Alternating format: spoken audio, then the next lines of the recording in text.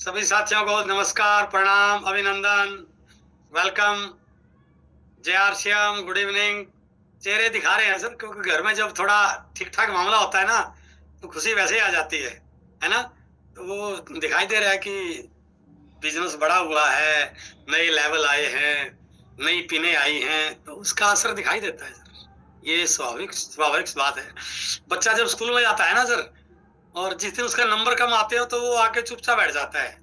और जब उसका नंबर ठीक-ठाक आ जाए तो आते बोलता है, मम्मा आज मेरे को मास्टर टीचर ने मैडम ने स्टार दिया है, आज मैंने ये किया है। तो वो आपके चेहरे बता रहे हैं कि इस बार आपने जोरदार काम किया है मार्च में। और ये टीम तो वास्तव में बहुत बड़े काम करने वाली थी। यानी किसी की नज़र लगी, वो काला वाला टिका लगाना पड़ेगा आपको, तभी काम बड़ा होगा। मैं पिछले महीने फरवरी में उधर सिवान गया था, जहाँ मोहंती जी, राकेश जी मुझे मिले और बहुत सारे साथी मिले। तो मैंने पहली बार इतना चेंज देखा सिवान की टीम में, रियली में। कमाल, उनके जो लक्ष्य बढ़े, तैयारियां बढ़ी। ये तो मैं जब भी जाता था, बाद में 5-7 उस पे राकेश जी पे 5-7 वो डांट वोट लगा के आता था, ये नहीं सही, ये आपने ये नहीं सही किया। पहली बार मैं राकेश जी को शाबाशी दे के आया हूँ। क्यों राकेश जी, ऐसा था ना? क्या राकेश जी सोच रहे हो कि यार 20 साल में पहली बार सर ने थोड़ा सा शाबाशी बिल्कुल देनी, सर, हर बार बिल्कुल। कान खिंचाई होती थी इनकी। बिल्कुल, बिल्कुल सर। तो तैयारियों से फर्क पड़ता है सर। और देखो, एक चीज मानना पड़ेगा, हम सब लीडर हैं और हमारी तैयारियां ही टीम की तैयारियों को बड़ा कर सकती हैं सर। जो हमारे अंदर चल रहा होगा ना, वही टीम में होगा। इंजन के पीछे 20-30 डब्बे लगे होते हैं। डिब्बा ये चाहे कि मैं कुछ कर लूं दाएं बाएं, तो कुछ नहीं कर सकता वो।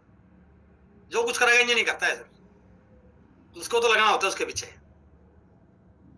तो हम सब इंजन हैं और भगवान का बहुत बहुत शुक्रिया है कि हम एक सही कंपनी के साथ हैं। सबसे बड़ी चीज है, आज इंडिया में नेटवर्क मार्केटिंग और डायरेक्ट सेलिंग को लेके क्या क्या है, ये किसी से छिपा हुआ नहीं है। हम बड़ी कंपनी के साथ हैं और बहुत बड़ी बनने जा रही है, तैयारियां बहुत बड़ी है। पिछले कई दिन से कोर की मीटिंग लगातार हो रही है और हमारी एक स्पेशल मीटिंग सौरभ सर के साथ कई बार हो चुकी है, 4 मीटिंग हो चुकी है।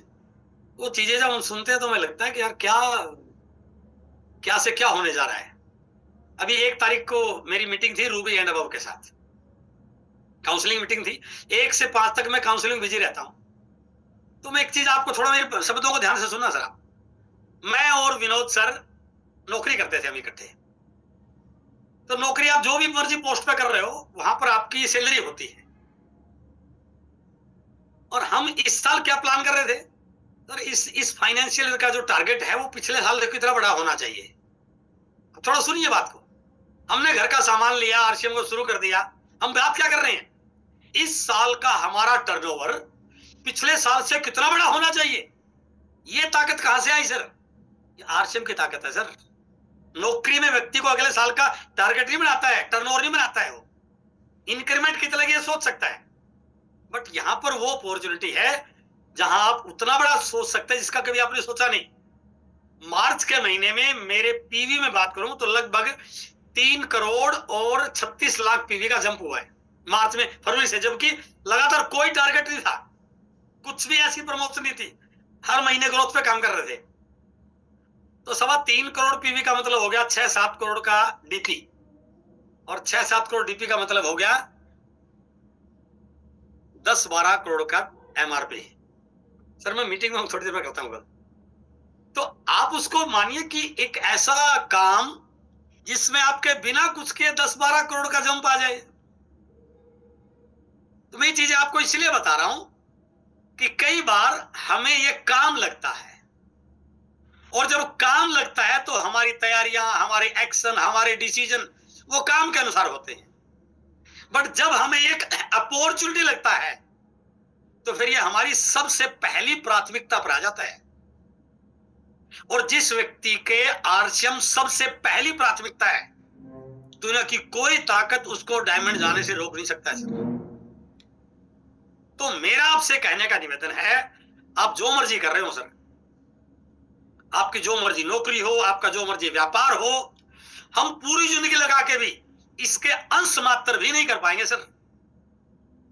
लेकिन यहां पर ये अपॉर्चुनिटी है, यदि इसको एक बार थोड़ा सा बड़े से वॉल्यूम लेंगे, क्योंकि इस बिजनेस की कमजोरी की ये थोड़े वॉल्यूम में थोड़ा सा टफ रहता है, थोड़े से वॉल्यूम में ये स्पीड नहीं बनती इसकी। तो लीडर इसको बड़े वॉल्यूम में लेकर जाता है। यदि ये बड़े वॉल्यूम में कन्वर्ट हो गया ना सर, तो इससे बड़ी दुनिया में कोई अपॉर्चुनिटी हो नहीं सकती है। इसलिए मेरा आपसे निवेदन है कि इसको अपॉर्चुनिटी मान के काम करें। टाइम 2 घंटे दें, 1 दिन दें, सप्ताह में 2 दिन दें, वो आपका काम है। लेकिन इसको अपॉर्चुनिटी मान के काम करें। दूसरा, मैं कुछ चीजें मैं आपको स्लाइड पे दिखाऊंगा 3-4, लेकिन पहले मैं जो आपको सुझाव देना चाह रहा हूं, दूसरी चीज ये सर संख्या का खेल है, गैदरिंग का खेल। चाहे जूम हो, चाहे फिजिकल मीटिंग हो, यदि आप गैदरिंग करने में कामयाब नहीं हैं तो ये बिजनेस आपसे बड़ा नहीं होगा सर। और मुझे एक बात कहने में कोई संकोच नहीं, जो व्यक्ति टिकट नहीं बेच सकता ना सर, वो इस बिजनेस में कुछ भी नहीं कर सकता है। आप अपने आप गलतफहमी में जो मर्जी रहे, आपकी अपनी सोच, आपकी अपनी नजरिया है। मैं तो अपना एक्सपीरियंस आपके साथ शेयर कर रहा हूं। मैं ऐसे ऐसे लोगों को सर देख रहा हूं जिनके घर में आज पिताजी स्टार एमराल्ड, खुद रूबी, दूसरा भाई एमराल्ड, माँ स्टार पर्ल। तो जब उनसे पूछता हूं कि सर हम तो एक ही काम करते हैं, हम 1000 लोगों की मीटिंग कराते हैं सर, हम 500 लोगों की मीटिंग कराते हैं। हमारे जूम पे मैंने अभी जैनन सर का सफायर हुआ है और उन्होंने मेरी 2 डेट ली थी। और मैं आपको तो इस समय मैं इंडिया में डिमांडिंग लीडर में एक हूं सर, ठीक ठाक डिमांड है, बढ़िया, एलडीपी को लेकर के। तो मैंने उनसे एक बात, मैं बड़ा हैरान हो गया सुन के। डेली शाम को 7 बजे उनका एक सेशन चलता है जिसमें 1.5 से 2 मिनट में 1000 लोगों का जूम फुल हो जाता है सर। 1.5 से 2 मिनट में उन्होंने मेरे से रिक्वेस्ट किया, सर थोड़ा जल्दी आ जाना, 1.5-2 मिनट के बाद जूम फुल होगा तो एंट्री कैसे करा पाएंगे हम, आप थोड़ा सा पहले आ जाना। तो दूसरा मेरा आपसे सुझाव है सर, थोड़ा सा गैदरिंग को लेकर काम कीजिए, दिमाग से इन चीजों को निकालिए। लोग कितने आएंगे, टिकट लगेगा, ये सारी चीजें सर पार्ट है। देखो, जो माँ अपने बच्चे के दूध के खर्च को खर्चे में लिखती हो ना, तो फिर वो माँ नहीं है सर। बच्चे का दूध खर्चा में नहीं होता सर, वो बच्चे की डेवलपमेंट है। जो लीडर इन चीजों को खर्चा लिख रहा है ना, किताब पर लगेगा, टिकट पर लगेगा, वो लीडर नहीं है सर, वो धोखा दे रहा है अपने आप को। अच्छा, इस बिजनेस में आप किसी और को धोखा नहीं दे सकते। इस बिजनेस में मैं केवल मुझसे धोखा दे सकता हूं, बाकी किसी को धोखा दे सकता। तो इसलिए थोड़ा सा, क्योंकि अब उस दौर में जा रहे हैं जहां पर अभी ये हजारों घोड़ की, मैं 1-2 स्लाइड दिखाऊंगा आपको। और तीसरी चीज मेरी आपसे निवेदन है कि थोड़ी सी स्किल डेवलप कीजिए सर लोगों में। देखो, मैं बहुत मेहनत कर रहा हूं, मेरी विश्वास भी आरसीएम पे पूरा है, डेडिकेशन भी है। आज मैंने 10 लोगों को प्लान दिखाया, एक ने भी ज्वाइन नहीं किया। तो मेरे प्रयास में कमी थोड़ी थी सर, प्रयास तो मैंने किया, बट ज्वाइन ही नहीं किया। तो क्यों नहीं किया? क्योंकि मेरे अंदर स्किल नहीं थी सर। स्किल होती तो 10 में से 6 लोग ज्वाइन कर जाते, 5 ज्वाइन कर जाते। हमारे पास दुनिया के बेहतरीन प्रोडक्ट है, किसी के पास नहीं है। पूरी डायरेक्ट सेल इंडस्ट्री में हमारे प्रोडक्ट के आसपास कोई कंपनी हो ही नहीं सकती है। कोई प्लान बेच के बिजनेस बढ़ा रहा है सर, कोई गाड़ी घोड़े दिखा के बिजनेस बढ़ा रहा है, कोई किसी बात से बिजनेस बढ़ा रहा है। हम तो सर रियल प्रोडक्ट से बिजनेस बढ़ा रहे हैं ना। और मैंने आज 10 लोगों को आरसीएम के प्रोडक्ट की बात करी, हेल्थ गार्ड ऑयल की बात करी, गामा ओरिजिनल की बात करी, न्यूट्रीजाज की बात करी, किसी ने लिया ही नहीं मेरे से। मेरे प्रयास में कमी थोड़ी रही है, मैंने तो खूब कोशिश की। गलती ये रही कि मेरे अपलाइन ने मेरे अंदर वो स्किल नहीं डेवलप की कि मुझे रिटेलिंग कैसे करनी चाहिए। वो टाइम नहीं लगाया उसने मेरे को। यदि 1 घंटा 2 घंटे मेरी उंगली पकड़ के मेरे साथ जाके बताता कि मार्केटिंग में इन चीजों का इस्तेमाल करना होता है, इन डायलॉग का इस्तेमाल करना होता है, तो सर मेरा 5000 रुपये भी 10,000 रुपये मेरा भी हो जाता, मेरी भी टीम आगे बढ़ जाती। अच्छा, मेरा नहीं हो रहा तो फिर मैं मेरी टीम का कैसे करा सकता हूँ? आपको तो लग रहा है अत्री जी बहुत मेहनत कर रहे हैं, कमाल कर देंगे। अत्री जी कुछ भी नहीं करेंगे, क्योंकि डुप्लीकेशन तो मेरा होगा, आपका डुप्लीकेशन थोड़ी होगा मेरी टीम में। मेरी टीम में मेरा डुप्लीकेशन होगा। यदि आपने मेरे को दुरुस्त कर दिया तो समझ लो आपने मेरी टीम को दुरुस्त कर दिया। इसलिए तीसरा पॉइंट है, थोड़ा सा स्किल पे, सीखने पे ध्यान दीजिए। और चौथा पॉइंट है, टूल्स पे। अब सर लोग टूट के पड़ रहे हैं। अभी न्यूट्रीजाज ने टूल लॉन्च किया है, टूल्स पे थोड़ा सा खर्चा करने की आदत डालिए सर। टूल के साथ जाएंगे ना, जवानी जंग लड़ने से बात नहीं बनेगी सर। बहुत अच्छा हेल्थ गार्ड और कमाल का तेल है सर, ये तो करिश्मा कर देगा। इन डायलॉगों से कुछ नहीं होना सर। रियल फैक्ट बताइए, वो अपने घर के सरसों का तेल इस्तेमाल करता है, क्यों करे आपका हेल्थ गार्ड ऑयल? तो घर का खाना खाता है, उसको जरूरत ही नहीं है न्यूट्रीजाज वोमेन की। क्यों लेगी न्यूट्रीजाज वोमेन? गोली है तो दवाई है, मैं क्यों दवाई लूंगी? तो मेरे पास फैक्ट होंगे, टूल होगा, तो मुझे सामने वाले को कुछ भी ज्यादा कन्विंस करने की जरूरत नहीं पड़ेगी। मैं उसमें न्यूट्रीजाज के सेशन में था और मैंने वो नोट किया। उन्होंने बिल्कुल दावे से बोला मनीषा मैम ने कि ये 6-7 सवाल हैं, इनमें से एक भी हाँ गया किसी महिला का तो कभी क्या न्यूट्रीजाज वोमेन, तो हाँ तो उसमें से कई आ सकते हैं। तो इसलिए इन 4 चीजों को ध्यान में रख के थोड़ा सा आगे बढ़े। ये जो अगले 6 महीने है ना, ये आपकी टीम के लिए मैं मानता हूं कि इंडिया में सबसे ज्यादा आपकी टीम में रिजल्ट आएंगे। वो कोठारी सर बोलते हैं ना चाइनीज बैम्बू, कि वो जब बढ़ता है ना तो फिर जब स्पीड से बढ़ता है तो उसके मुकाबला कोई बढ़ता नहीं है। हम सब ने वो सीख सीख के पक पक के पूरे सारी चीजें ग्रहण कर रखी हैं। अब पूरे इंडिया में एक तरफा ग्रोथ होगी तो इस टीम की होगी। मैं इस बात पे 100% आश्वस्त भी हूं और हम आपको विश्वास भी दिला रहा हूं कि इस समय इंडिया में आपके आसपास कोई टीम भी आने वाली नहीं है। थोड़े से ब्रेकर थे, वो धीरे धीरे टूटने शुरू, कुछ मार्च में टूट गए, कुछ अप्रैल में टूट जाएंगे, और इस साल आते आते सितंबर तक तो बहुत सारे ब्रेकर आप तोड़ दोगे और टीम में रोल्टी और टेक्निकल की लाइन लगने वाली है। तो इन चीजों को ध्यान में रखें और सभी साथियों को मार्च की क्लोजिंग की बहुत बहुत बधाई, जो भी आपकी अचीवमेंट या आपकी टीम की अचीवमेंट आई है। एक तो उनको अच्छे से सेलिब्रेट किए, भले किसी का बिगिनर आया हो, मार्च का बिगिनर थोड़ा सा उसके आप सही वर्किंग करा लें, जो चारों पॉइंट में काम कर लें, तो मार्च का बिगिनर एनिवर्सरी तक लीडरशिप या रोल्टी तक जा सकता है, बिल्कुल जा सकता है। तो आप देखिए, यदि मार्च का बिगिनर रोल्टी तक चला गया, लीडरशिप मैं कहता हूं 2 लाख तक चला गया, 170 तक चला गया, 115 तक चला गया, आपकी टीम में कितने सारे लोग होंगे सर? आपका वॉल्यूम जो चैलेंज है ये 5, 7, 10, 20 लाख का है, वो 40, 40, 50 लाख में कन्वर्ट हो जाएंगे सर। एक बार ये 40, 50 लाख में गया तो इसमें चैलेंज नहीं आते सर, इसमें चैलेंज छोटे वॉल्यूम में आते हैं। मैंने जुगाड़ तुगाड़ करके कर दिया 1,15,213 और कहीं से किसी ने 300 का पीवी बिल कर दिया कैंसिल, और मेरा आ गया 1,14,980। हो गया काम मेरा। तो सारी महीने मेहनत की, मेहनत गई बेकार। क्यों गई? क्योंकि मैं लिमिटेड वॉल्यूम में काम कर रहा हूं। इस बिजनेस में लिमिटेड वॉल्यूम में चैलेंज होते हैं और होंगे। हमें जैसे कैसे इसको पहले सर, गाड़ी कोई ले लो, आए 1 करोड़ की गाड़ी ले लो, पहले गियर में वो भी झटके मारेगी सर, नेचर है गाड़ी की। तो वो पहले गियर को शुरू होने के लिए बनी है, पहले गियर में दौड़ाने के लिए थोड़ी बनी है सर। मजा तो उसको चौथे गियर में, 5वें गियर में आ गया ना। इसलिए हमें शुरुआत यहीं से होती है, बट हमें अपने वॉल्यूम को बड़े वॉल्यूम में ले जाना होता है, और लीडर ये काम करता है, टीम नहीं करती सर। लीडर नई नई प्लानिंग देता है, नई नई आइडिया देता है, नई नई स्टेशन डेवलप करता है, नई नई लॉन्चिंग करता है, सेलिब्रेशन बढ़िया करता है, तो टीम को एक टारगेट देता है, उनको होप देता है, और लीडर का मन बदला तो सर सब कुछ बदला गया। महाभारत में अर्जुन ने हथियार डाल दिए थे सर, सामने तो मेरे पितामह हैं, सामने तो मेरे भाई हैं, सामने तो मेरे गुरु हैं, तो क्या किया कृष्ण जी ने? कृष्ण का मन तो बदला, और क्या किया? और कृष्ण उसका अर्जुन का मन तो बदला भगवान श्री कृष्ण ने, और अर्जुन का मन बदला तो महाभारत का परिणाम बदल गया सर, एक तरफा हो गया। इसलिए लीडर का मन बदला तो सब कुछ हो जाएगा सर। तो लोगों के अंदर वो होप हमें डालने की होती है।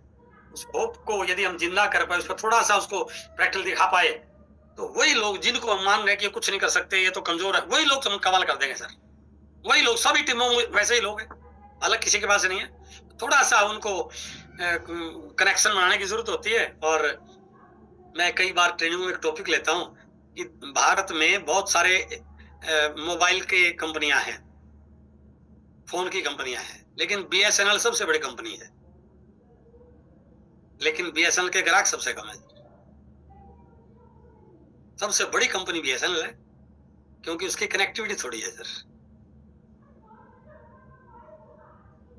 हमारी कनेक्टिविटी सबके साथ बनी रही ना सर, तो कमाल हो जाएगा। हम कहीं ना कहीं कनेक्टिविटी कम कर लेते हैं, ये सिस्टम ही कनेक्टिविटी का है सर।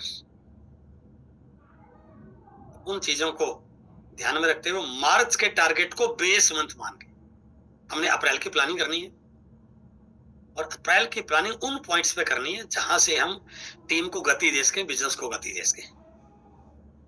तो मैं 2-3 स्लाइड आपके साथ शेयर करना चाहता हूं, और दिमाग से थोड़ी सी चीजों को दाईं बाएं रखिए, फ्रेश माइंड रखिए। और एक बार मैं लास्ट में एक सवाल पूछूंगा, क्या ये हो सकता है क्या जिसका आज 5,000 पीवी है, उसके बाद काम करें तो अप्रैल सितंबर तक कितना जा सकता है? मैंने कल काउंसिल में एक लीडर से सवाल पूछा, यार जिस बंदे ने 5,000 के वो करना चाह रहा है, आप उसका साथ दें, मीटिंग करें उसके साथ, काउंसलिंग करें, होम मीटिंग करें, डिस्प्ले वाल ओपन करें, तो वो व्यक्ति एनवर्स कितना तक, कहां तक पहुंचा दोगे? कहा सर मैं उसकी लीडरशिप करा दूंगा। मैंने कहा नहीं, मुश्किल है, बहुत बड़ा टारगेट है। नहीं सर 260 में कोई डाउट ही नहीं है। मैं नहीं बहुत बड़ा है सर, नहीं हो सकता सर, कमाल है आपने, पता नहीं। मैंने कहा मुझे पता है, थोड़ा सा नीचे ले गया सर, 170 तो पक्का है। मैंने कहा नहीं बहुत ज्यादा है। करते करते मैं उसको 40,000 पे ले गया।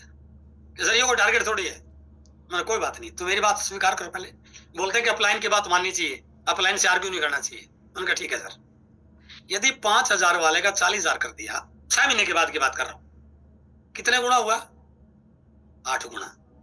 हमारे बिजनेस का 80 से 90% पार्ट सर 5,000, 10,000, 20,000 वालों का है। वो कह रहा सर 70, तो मैं कहता हूं 8 गुना। यदि आपका बिजनेस यदि 5 लाख हुआ है, तो आपका बिजनेस 6 महीने में 40 लाख क्यों नहीं हो सकता सर? बताइए तो।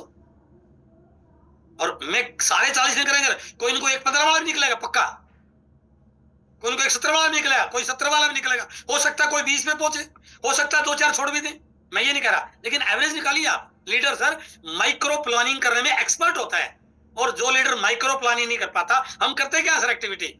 मैं ये प्रयास करूंगा कि अब क्या होगा, देवेंद्र साहू जी का हुआ 2 लाख का, सर 2 लाख को तो मैं 3.5 लाख कर दूंगा, और निरंजन मोहंती जी का हुआ 1.15, सर इसको तो मैं 3 लाख तक ले जाऊं। हम वो दे, हम माइक्रो दे कि नहीं दे। जितने एक एलिफेंट बाइट टेक्निक होती है सर, कि आप जितने बिजनेस को छोटे छोटे टुकड़ों में डिवाइड कर दोगे, उतना बिजनेस आप मल्टीप्लाई कर पाओ। तो हमें देवेंद्र साहू जी के 2 लाख को 5 लाख में 3 लाख पे नहीं करना, मैंने 5,000 वाले को 40 से 70 पर लेके जाना है। अब पूरी टीम में देखोगे तो बिजनेस सारा 5,000, 10,000 वालों का है। मेरा बिजनेस थोड़ी है सर, जो मेरा बिजनेस हुआ वो 5,000, 10,000, 20,000 वालों से तो हुआ है। तो उस कैलकुलेशन का थोड़ा दिमाग डालिए कि यदि हम 6 महीने इस प्रकार की माइक्रो प्लानिंग पे काम करें, फील्ड में उतर जाएं और एक बड़े लक्ष्य लेके काम करें, तो सितंबर तक आपका बिजनेस काफी बड़े वॉल्यूम में कन्वर्ट हो सकता है। तो मैं कुछ स्लाइड आपके साथ शेयर कर रहा हूं।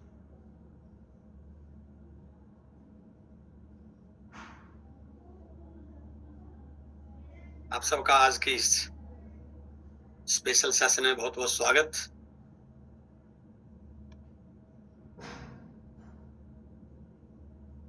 मैं पहले एक बात कर रहा हूं, अभी एक सम्मेलन हुआ था 8 मार्च को, direct selling women entrepreneurship summit 2025, राष्ट्रीय महिला उद्यमी सम्मेलन दिल्ली में हुआ था।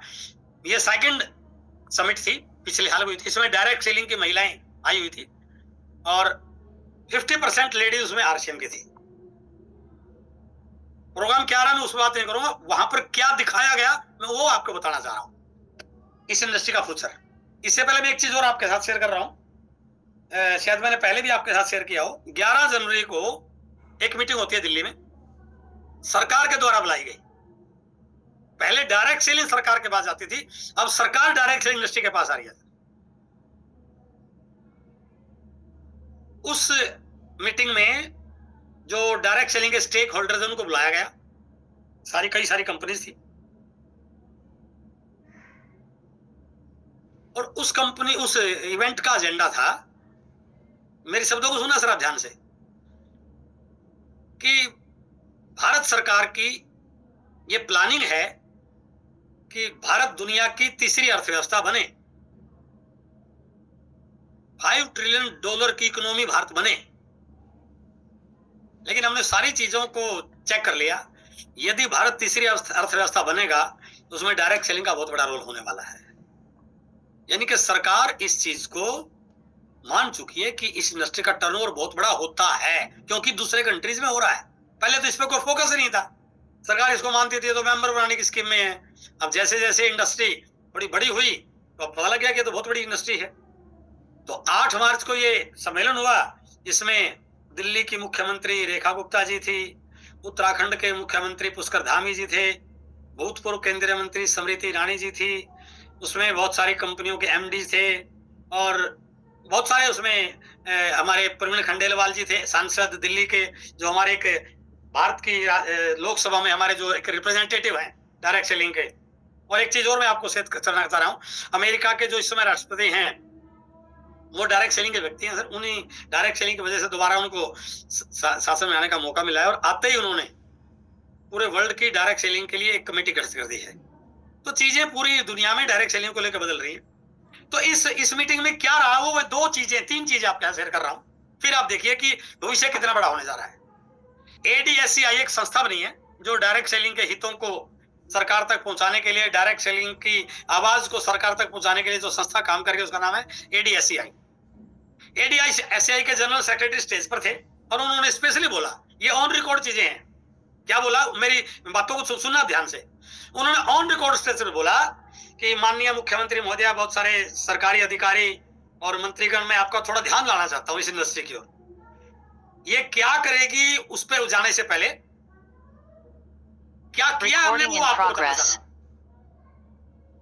उनके वर्डिंग थी, हम क्या करेंगे उस पे जाने से पहले मैं आपका ध्यान इस बात पे लाना चाहता हूं हमने क्या किया। उन्होंने बात शुरू की राइस ब्रान ऑयल की, हेल्थ गार्ड ऑयल की।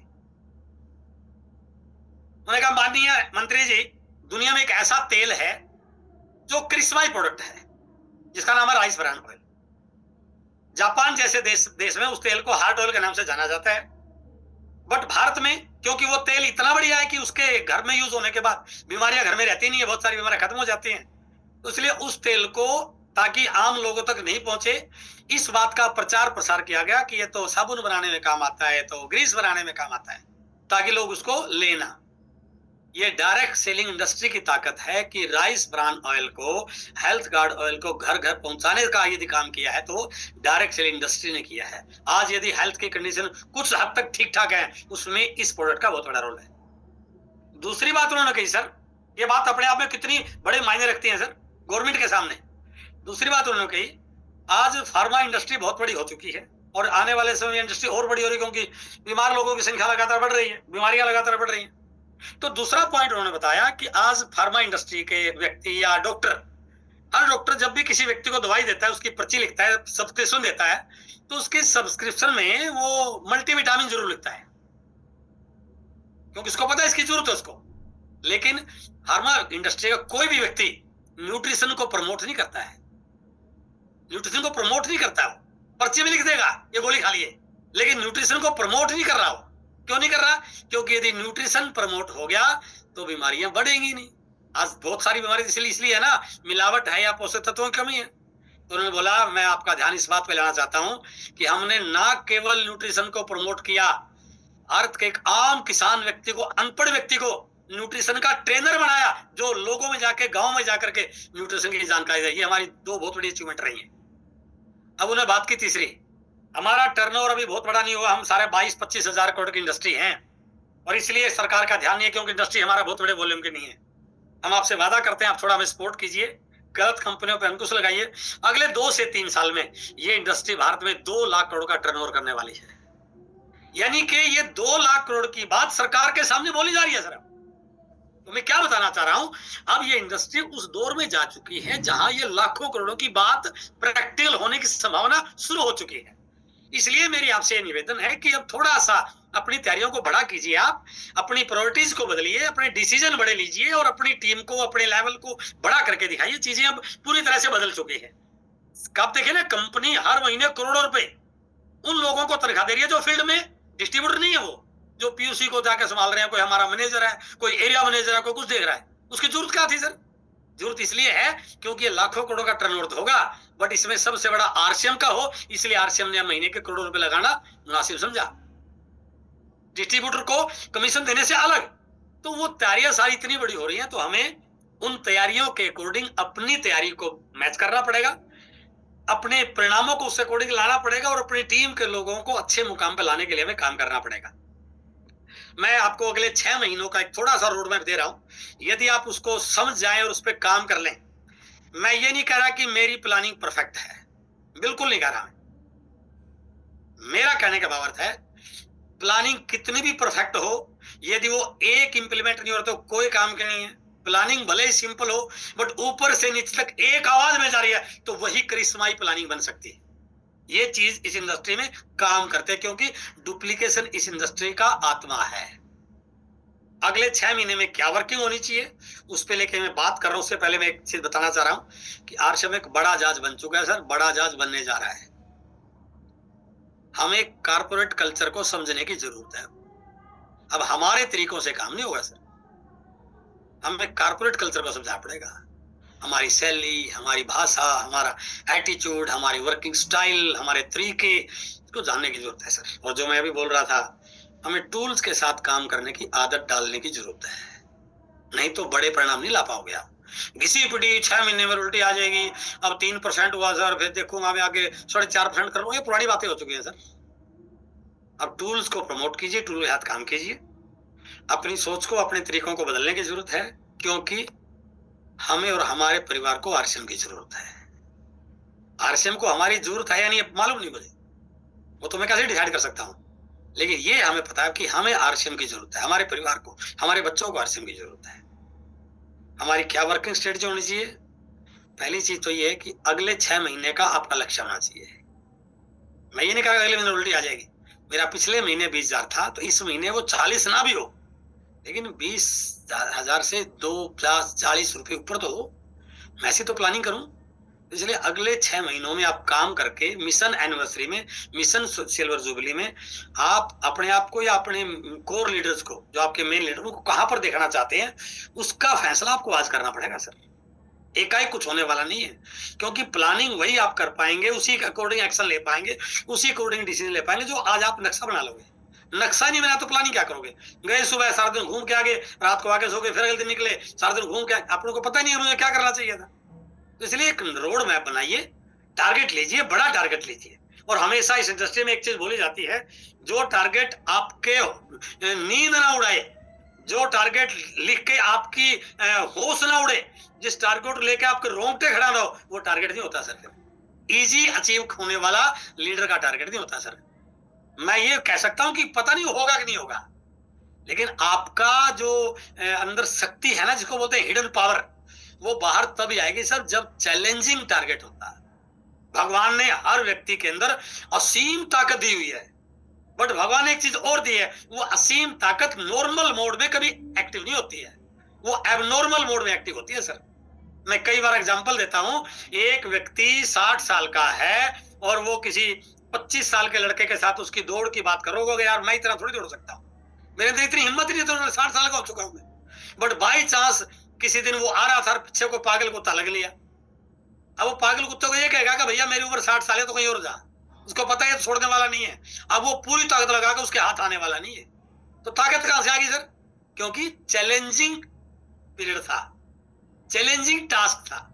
तो ये बताया गया है कि हमारे अंदर सब कुछ करने की एक क्षमता है। हम इतिहास रच सकते हैं, इतिहास बदल सकते हैं, रिकॉर्ड बना सकते हैं, सबसे फास्ट एमराल्ड बन सकते हैं, सबसे फास्ट रूबी बन सकते हैं, लेकिन तब जब अंदर की ताकत जाग जाए। और अंदर की ताकत नॉर्मल टारगेट में नहीं जागती सर, मुश्किल टारगेटों में जागती है। इसलिए थोड़े से बड़े टारगेट लीजिए। इतनी रोल्टी, जब 100 रोल्टी की बात आ रही है तो प्लान कीजिए सर। अभी तो मान लो 4, 6, 8 रोल्टी आई है, जो भी आई, कि सितंबर के बाद हम एक जगह कोई भी कॉमन प्लेस पे 100 रोल्टी का सेलिब्रेशन करेंगे, और जहां पर पूरा शहर आएगा, वो एक बड़ी बात हो गई सर। पूरी शहर में मैसेज आएगा कि 100 रोल्टी सेलिब्रेट हो रही है। मैं तो एक टारगेट और आपको दे सकता हूँ, पहले भी शायद मैंने बात की थी, मैंने कई टीमों को दिया हुआ है। आप थोड़ा प्लान करो, लोगों को रोल्टी पे लेके आओ, उनकी इनकम को रेगुलर बनाओ। तो रोल्टी पे जाने के बाद उसका 7-8 हजार का बोनस मंथली आना शुरू होता है, 7-8 हजार का बोनस उसका एनुअल जमा होना शुरू होता है। साल के बाद 1,00,000 1.5 लाख रुपए आएंगे। तो आज एक आम कार 1,00,000 1.5 लाख 2 लाख दे के बुक हो जाती है, तो महीने की जो किस्त बनेगी वो मंथली बोनस में आ गई। तो टारगेट दी 100 रोल्टी आ गई, और 100 लोगों को आपने 100 कार दिलवा दी, और 100 कारों का रिबन काट दिया। थोड़ा इमेजिन तो कीजिए। और जो लोग वहां दर्शक बन के आएंगे, वो पूछेंगे भाई साहब ये कार कैसे आती है? उनको बता दो भैया ये सामान लेने से कार आती है। लेनी है क्या? अपने सामान में है कार ये।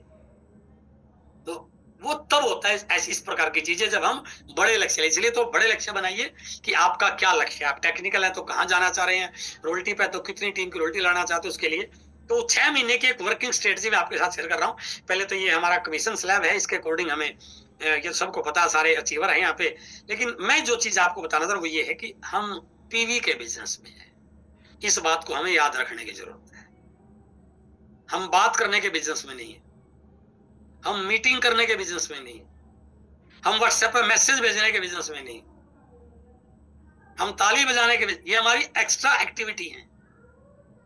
मेन है हम पीवी के व्यापार में है। ये सारे सामान बाजार में उपलब्ध हैं, इनसे अच्छे भी हो सकते हैं, इनसे खराब भी हो सकते हैं, इनसे महंगे भी हो सकते हैं, इनसे सस्ते भी हो सकते हैं, नकद में भी हो सकते हैं, उधार में भी हो सकते हैं, घर के भी हो सकते हैं, बाजार के भी हो सकते हैं। लेकिन मेन चीज क्या है सर? उन बाजार के सामानों में हमारा पीवी नहीं है सर, वो बिचौलियों का पीवी है। बट इस सामान में हमारा पीवी है, इस प्रोडक्ट में हमारा पीवी। इसलिए हम पीवी के व्यापार में हैं, और हमारा पीवी प्रोडक्ट सर, इसमें कोई लाइन मत कीजिए कोई साथी। हमारा पीवी प्रोडक्ट से बनता है सर, प्रोडक्ट से। तो प्रोडक्ट के बारे में मैं 4 चीजें आपके साथ, आप इसको नोट कर सकते हैं। पहला है प्रोडक्ट की जानकारी रखना। यदि मुझे प्रोडक्ट की जानकारी नहीं है तो कभी भी मैं 100% यूजर नहीं बन सकता सर। मेरे मन में सवाल रहेगा, वो बाजार का है, वो महंगा है, वो सस्ता है, ये ठीक है, ये खराब है, घर पे बचा हुआ है तो अभी लेंगे, पता नहीं क्या करेंगे मेरे दिमाग, क्योंकि मेरे पास जानकारी नहीं। यदि मुझे वास्तव में जानकारी है हेल्थ की, हेल्थ के लेकर के प्रोडक्ट कैसे हैं, फ्यूचर को लेकर कैसे है, तो मैं यूजर बन जाऊंगा सर। इसलिए 2 4 5 प्रोडक्ट की हम अपने हर डिस्ट्रीब्यूटर को गहराई से नॉलेज दें। उसके बाद आता है हमारे बिजनेस का पार्ट रिटेलिंग। केवल सारे खाने पीने वाले होंगे तो डायमंड नहीं जा सकते सर। हमें कुछ लोग ऐसे चाहिए जो रिटेलिंग करते हैं। कम से कम 2500 पीवी घर में यूज करें, 2500 की रिटेलिंग करेगा कम से कम। वो रिटेलिंग तब होगा जब रिटेलिंग स्किल उसके अंदर होगी। रिटेलिंग स्किल कब होगी? जब वो प्रोडक्ट की जानकारी देगा। जानकारी होगी नहीं तो देगा कैसे? तो इसलिए रिटेलिंग वही लोग कर रहे हैं जिनको प्रोडक्ट की जानकारी है। तो इसलिए प्रोडक्ट की जानकारी रखना और प्रोडक्ट की जानकारी देना, ये दोनों चीजें यदि हो जाएं तो हमारा 5000 10,000 पीवी रेगुलर होना, और बहुत सारे लोग हमारी टीम में इस कल्चर को अडॉप्ट कर सकते हैं। तीसरा, नेटवर्क बनाने से। हम नेटवर्क बनाएं, अपने लेवल पे अपनी लिस्ट बढ़ाएं, डेप्थ को बढ़ाएं और टीम का नेटवर्क बढ़ाएं, टीम की ब्रांचेज बढ़ाएं।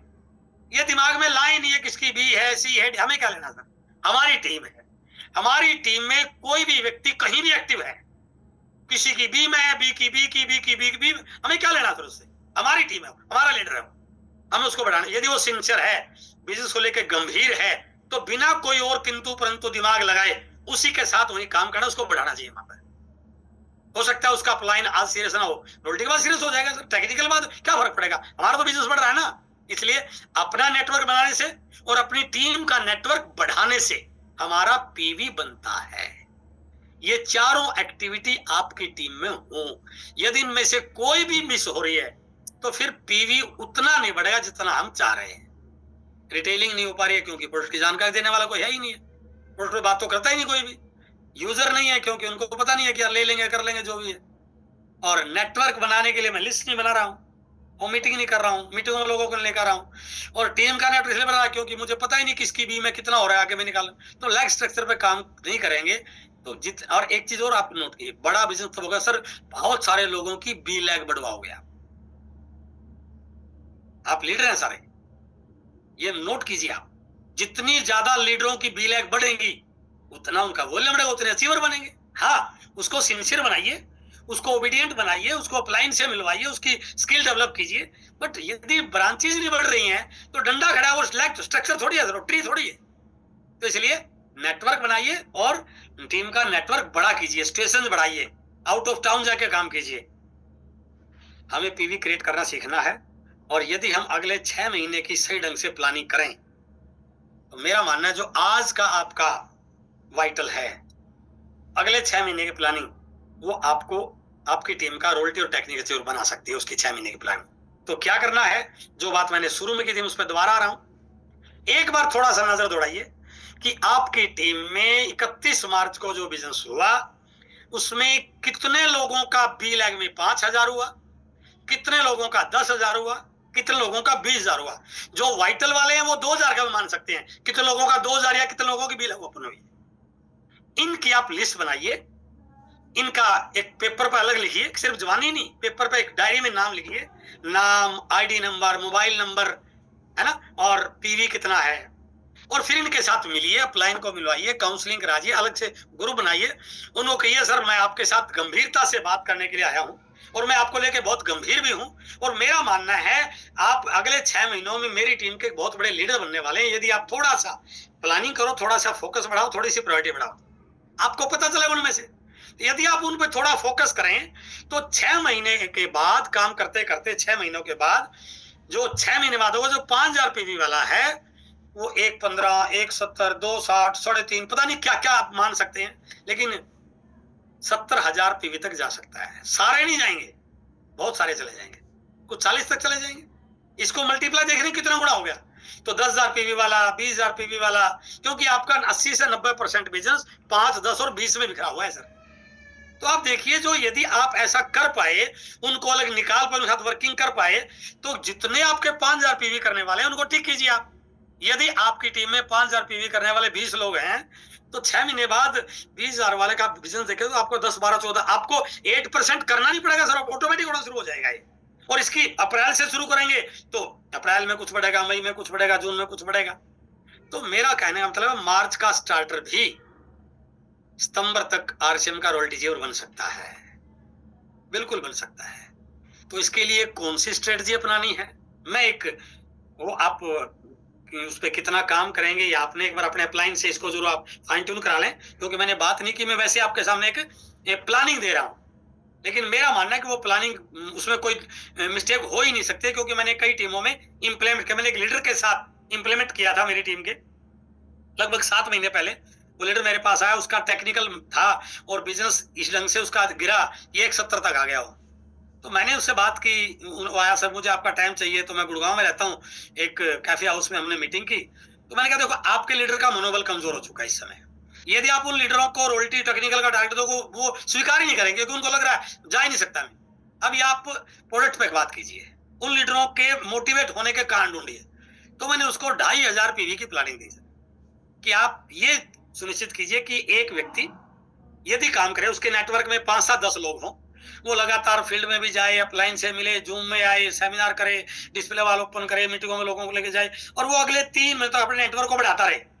जो आज है उसके नेटवर्क में 5, 7, 10 लोग, मान लो आज ये एक आपकी टीम के एक लीडर का ये आज स्ट्रक्चर है, उसके 5, 7, 10 लोग उसकी टीम में है, 1-2 लोगों की वीलैग ओपन हो चुकी है, अब उसका कोई ज्यादा बड़ा बिजनेस तो नहीं है। तो मैंने कहा, आप ऐसे लोगों के साथ वर्किंग कीजिए और अगले 3 महीने इनकी टीम बढ़ाने पे काम कीजिए। तो मैंने उसको पहले 90 दिन का वर्क प्लान दिया। क्या कि आप इनके साथ काम करना शुरू कीजिए, करते करते करते करते करते करते 3 महीनों में आपका इतना नेटवर्क बन जाएगा। इस व्यक्ति का नेटवर्क 3 महीनों मान लो इतना बन गया। अब इसको क्या करना है, इसी महीने से शुरू करना है। उसको एक स्ट्रेटजी में काम करना है कि जो व्यक्ति थोड़ा सा गंभीर लगे, जो प्रोडक्ट के प्रति अच्छा हो, जिसको हेल्थ की थोड़ी सी अवेयरनेस हो, जो लिस्ट विस्ट बना सकता हो, यदि वो प्लान करे तो क्या काम करे, 5 लोग अपनी एक लेग में जो 2500 पीवी की परचेजिंग करने का लक्ष्य ले, और 5 लोग बी लेग में। इस टीम में ऐसे 5 लोगों को तैयार करे जो और एक्टिविटी तो सारी कर ही रहे हैं, लेकिन उसमें एक चीज ऐड ऑन करें कि उन्होंने 2500, क्योंकि 2500 पीवी के लिए रिटेलिंग करने की जरूरत नहीं है सर। रिटेलिंग चाहिए 5000 पीवी के लिए, 10,000 पीवी के लिए। 2500 पीवी का मतलब प्रोडक्ट घर में कंज्यूम हो रहा है। यदि व्यक्ति थोड़ा सा जागरूक होगा तो अपनी मैडम को न्यूट्रीजन वोमन अपनी बिटिया को दे रहा होगा, खुद भी गामा ले रहा होगा, हेल्थ गार्डन में खाना बना रहा होगा, सारे मसाले आरसीएम के ले रहा होगा, तो नेचुरल बात है कि उसका 2500 पीवी इजिली हो जाएगा। तो मैंने कहा, क्या ये पॉसिबल है कि अगले 90 दिनों में आप इस लेग में 5 2500 पीवी करने वाले? इस महीने में 2-3 हो गए, अगले महीने 1-2 होगा, अगले महीने 1-2 होगा, बस ये तो है, कोई काम नहीं है, बड़ा काम नहीं है। ऐसे ही दूसरी लेग में 5 लोग और एक खुद का, वो 5 करे 10 करे मुझे नहीं मालूम, बट मैंने कहा वो 2500 पीवी मान लिया मैं उसको। तो क्या हुआ सर, 3 महीनों में सारी एक्टिविटी करने के साथ साथ उसने अपनी दोनों लगों में 5-5 लोग 2500 पीवी करने शुरू किए, और 5 और 5 10 और 11 लोग हो गए। उसका जून में जाके बिजनेस हो गया 27,500। लेकिन कुछ लोग डायमंड क्लब वाले भी होंगे, कुछ 10,000 वाले भी होंगे, कुछ 1500 पीवी के होंगे, कुछ 500 पीवी के होंगे, कुछ नई ज्वाइनिंग होगी। मैं ऑन एन एवरेज पकड़ लूं तो यानी कि 3 महीने के बाद उस व्यक्ति का 40,000 पीवी हो जाएगा। तो आप अपने बिजनेस को अभी चेक कीजिए। इस प्रकार के यदि काम करने वाले आपकी टीम में 4 लोग हैं, आपका बिजनेस 3 महीने के बाद 1.5-2 लाख का हो जाएगा। ऐसे आपकी टीम में 5-6 लोग हैं तो 2-2.5 लाख का हो जाएगा। ऐसे 7-8 लोग हैं तो आपकी रॉयल्टी आ जाएगी। वो आप चेक कर सकते हैं। और यदि आप खुद हैं तो आपका 3 महीने बाद 40,000 का टारगेट हो सकता है। अब इसके साथ साथ उनका नेटवर्क लगातार बढ़े, उनके अंदर भी ये सॉफ्टवेयर डेवलप हो कि आपने सर 100% प्रोडक्ट यूज करना है, 2500 पीवी की परचेजिंग करनी है, और अपने नेटवर्क को बढ़ाते समय आपने ये छांटना है कि आप भी अपनी टीम में कम से कम 5-5 लोगों को 2500 पीवी करने के लिए अगले 3 महीनों में तैयार कर दोगे। तो अगले 90 दिन के बाद इस प्रकार का कोई स्ट्रक्चर हो जाएगा। और मैंने जब 5 लोगों को तैयार किया 2500 पीवी करने के लिए, उसमें एक पुष्कर मेहरा जी थे, और मैंने पुष्कर मेहरा जी को यह सिखा कि प्लान दिखा, होम मीटिंग करवा, नेटवर्क बढ़ा, लेकिन एक काम और करना, मेरा साहब अगले 3 महीनों में अपने 5 लोग इधर और 5 लोग इधर 2,500 पीवी करने वाले तैयार करने हैं। मेरा साहब का यस सर मैं बिल्कुल कर लूंगा। मैंने विनोद जी को ज्वाइन कराया, मैंने मोंटी जी को ज्वाइन कराया, मैंने जो भी, तो यदि वो 5-5 लोग भी यही करें जो मैंने किया था तो क्या हो जाएगा? मेरी टीम में 5-5 उधर, 25 और 25 उधर, और 5 पहले और 5 पहले एक में, तो 25 और 25 50 और 11 61 लोग 2,500 पीवी करने वाले हो गए।